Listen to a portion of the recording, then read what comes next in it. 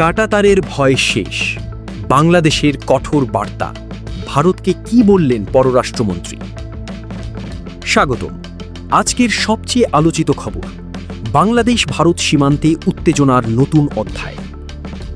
আজকে প্রথম শপথ গ্রহণ করলেন মুখ্যমন্ত্রী শুভেন্দু অধিকারী।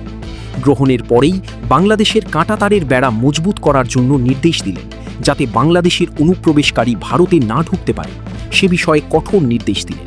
एमएचए को ट्रांसफर करेगा, बीएसएफ फेंसिंग पूरा कर देगा। শুভেন্দু অধিকারী আরও জানালেন, পশ্চিমবঙ্গের যত অনুপ্রবেশকারী আছে তাদেরকে বাংলাদেশ পাঠিয়ে দেবে। এখনও সময় আছে, যারা পশ্চিমবঙ্গ অনুপ্রবেশ করেছে তারা সতর্ক হয়ে বাংলাদেশে ফিরে যাক, আমি তাদেরকে কিছুই বলবো না। কিন্তু যদি তারা বাড়াবাড়ি করে তাহলে একটাকেও ছাড়ব না। প্রয়োজন হলে ঘাড় ধরে সব অনুপ্রবেশকারীকে বাংলাদেশে পাঠাতে বাধ্য হব। বাংলাদেশের মানুষ কি সত্যিই এখন আর কাঁটাতার কি ভয় পায় না? ভারতের আগ্রাসী আচরণের বিরুদ্ধে কি কড়া বার্তা দিল ঢাকা? আর কেনই বা সীমান্তে নতুন করে বেড়া দেওয়ার কথা উঠল? সব প্রশ্নের উত্তর নিয়ে আমরা হাজির আজকের বিশেষ প্রতিবেদনে। বহু বছর ধরে সীমান্তের কাঁটাতার শুধু একটি বেড়া নয়, এটি ছিল ভয়, বিভাজন এবং উত্তেজনার প্রতীক। কিন্তু সময় বদলেছে মানুষের মনোভাব। বাংলাদেশের সাধারণ মানুষ এখন বলছে, কাঁটাতার আমাদের থামাতে পারবে না, আমাদের আত্মবিশ্বাসী আমাদের শক্তি। এই প্রেক্ষাপটে বাংলাদেশের পররাষ্ট্রমন্ত্রী হুমায়ুন কবিরের কণ্ঠে শোনা গেল কঠোর বার্তা। আর কাঁটাতার দিয়ে বাংলাদেশের মতো দেশকে এখন ডর দেখানোর মতো কোনো জায়গা নেই। দেখেন, যদি মানুষের সাথে সম্পর্ক করতে চান, বাংলাদেশের মানুষ কাঁটাতার ভয় পায় না, বুঝছেন? বাংলাদেশের সরকারও কাঁটাতার ভয় পায় না। যেখানে আমাদের কথা বলা দরকার আমরা কথা বলবো। বাংলাদেশ শান্তিতে বিশ্বাস করে, কিন্তু দুর্বল নয়।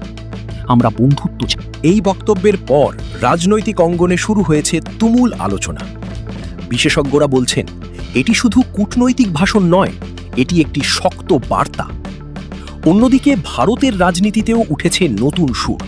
সীমান্তে নিরাপত্তা জোরদারের কথা বলা হচ্ছে, কাঁটাতার আরও শক্ত করার প্রস্তাব নিয়ে চলছে নতুন বিতর্ক। আবার অন্যদিকে সালাউদ্দিন আহমেদ, তিনি এই ঘটনার পরে তার বক্তব্য বলেছেন, সীমান্তে নতুন বেড়া তৈরি করা এটি ভারতের ব্যক্তিগত ব্যাপার, এখানে আমরা হস্তক্ষেপ করতে পারি না।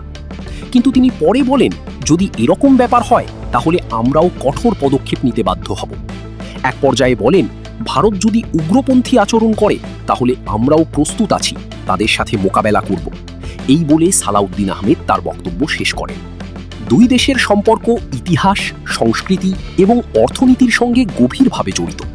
তাই উত্তেজনা নয়, সংলাপই হতে পারে একমাত্র সমাধান। কাঁটাতার কি দুই দেশের সম্পর্ককে আরও দূরে ঠেলে দেবে, নাকি আলোচনার টেবিলে ফিরবে দুই প্রতিবেশী?